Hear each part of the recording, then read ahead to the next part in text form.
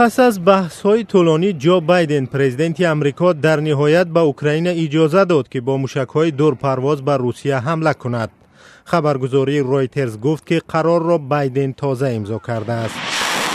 موشکی اتک MS که آمریکا به اوکراین داده بود تا 300 کیلومتر دور می رود. مقامات اوکراین به تکرار از آمریکا خواسته بودند که اجازه استفاده از این موشک را دهد.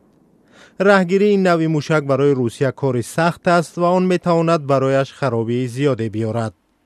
ولادیمیر زلنسکی پرزیدنت اوکراین گفت نتیجه کاری موشک را پس از حمله خواهد دید. امروز رسانه‌های زیاد نوشتند که ما برای عمل کردن اجازه گرفتیم. حمله با گپ نمی شود چون این چیزها را اعلان نمی کنند. نتیجه را موشک نشان می دهد. حتما.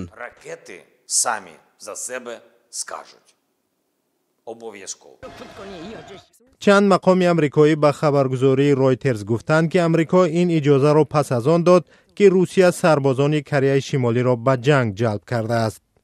این خبرگزاری نوشته است که احتمال اوکراین با این موشک به پایگاه در کورسک حمله کند که در آن سربازان کره شمالی نگهداری می شوند.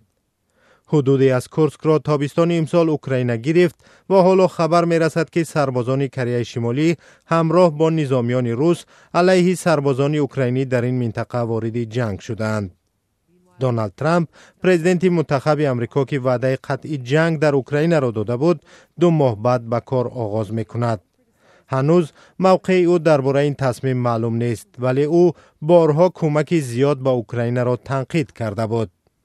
مقامات آمریکایی گفتند که حمله با چنین سلاح اوکراین را در موقع قوی‌تر قرار خواهد داد و شاید این موقع روسیه را زودتر سر میز مذاکرات و پایان جنگ بکشاند.